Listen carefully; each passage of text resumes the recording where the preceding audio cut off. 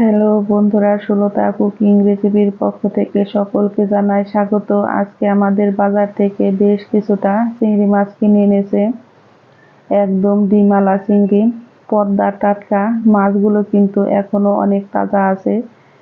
সবাই তো জানি চিংড়ি মাছ রান্না করতে পারো, কিন্তু আমি আমার মতো রান্না করব আজকে চিংড়ি মাছ লাউ দিয়ে তরকারি। আমি এখানে বেশ কিছুটা চিংড়ি মাছ নিয়েছি, আর চিংড়ি মাছগুলোকেও কিন্তু আমি বেশ ভালো করে পরিষ্কার করে নিয়েছি। আর নিয়েছি আমি লাউটাকে কিন্তু কেটে টুকরো করে নিয়েছি। চলে যাব কড়াইতে দিয়েছি চিংড়ি মাছ, আর খুবই অল্প পরিমাণে জল দিয়ে দিয়েছি, আর দিয়েছি অল্প পরিমাণে একটু লবণ আর অল্প পরিমাণে একটু হলুদের গুঁড়া।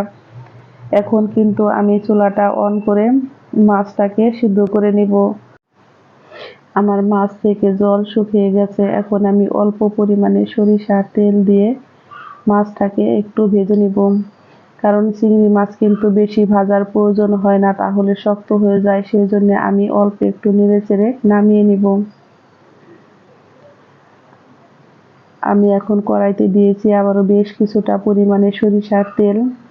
এখন আমি দিয়ে দিব একটা শুকনো লঙ্কা, আর দিয়েছি অল্প পরিমাণে একটু গোটা জিরে।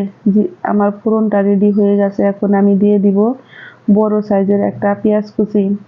পেঁয়াজ কুচিটা দিয়ে কিন্তু আমি বেশ ভালো করে এখন পেঁয়াজটাকে ভেজে নিব।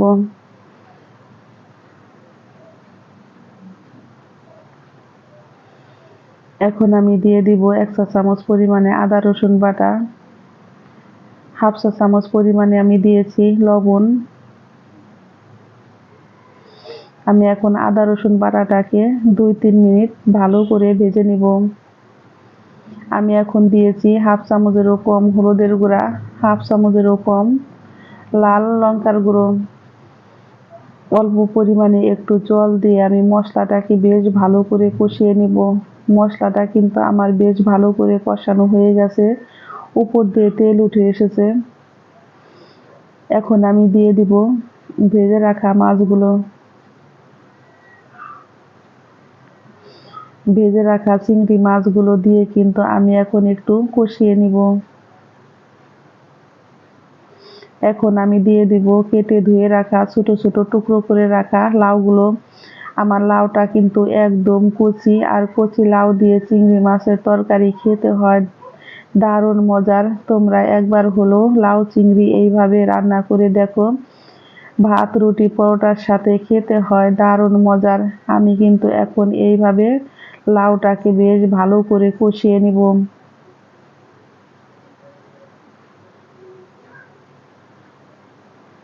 আমার লাউটা কষানো হয়ে গেছে। এখন আমি দিয়ে দিব জল।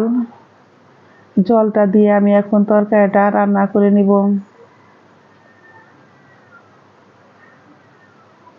এই লাউয়ের তরকারি কিন্তু রান্না করতে বেশি সময় লাগে না, অল্প সময়ে কিন্তু রান্নাটা হয়ে যায়। আমার এই রান্নার রেসিপি যদি ভালো লেগে থাকে তাহলে একটা লাইক করবেন, কমেন্ট করবেন, এবং যারা আমার নতুন বন্ধু আছেন তারা আমাকে একটা সাবস্ক্রাইব করতে ভুলবেন না। আমার নতুন এবং পুরাতন সকল বন্ধুকে জানাই আমি অসংখ্য অসংখ্য ধন্যবাদ। আমার লাউয়ের তরকারিতে কিন্তু বলক চলে এসেছে। এখন আমি দিয়ে দিব 3টা কাঁচা পাকা লঙ্কা।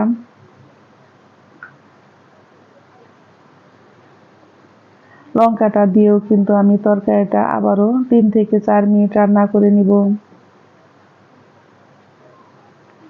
আমার লাউটা কিন্তু সিদ্ধ হয়ে গেছে, ঝোলটাও কিন্তু প্রায় অনেকটাই শুকিয়ে গেছে। আর লাউ চিংড়িটার ঝোলটা একটু মাখা মাখা হলে খেতে বেশ ভালোই লাগে।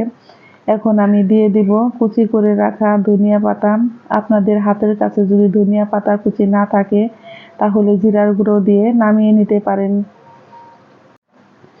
আমার লাউটা কিন্তু একদম সুন্দর করে সিদ্ধ হয়ে গেছে। এই তরকারিটা খেতে এত মজার হয়েছে বন্ধুরা, অসাধারণ মজার। আমার তরকারিটা একদম পারফেক্ট ভাবে তৈরি হয়ে গেছে। আমি এখন চুলাই থেকে নামিয়ে নিব।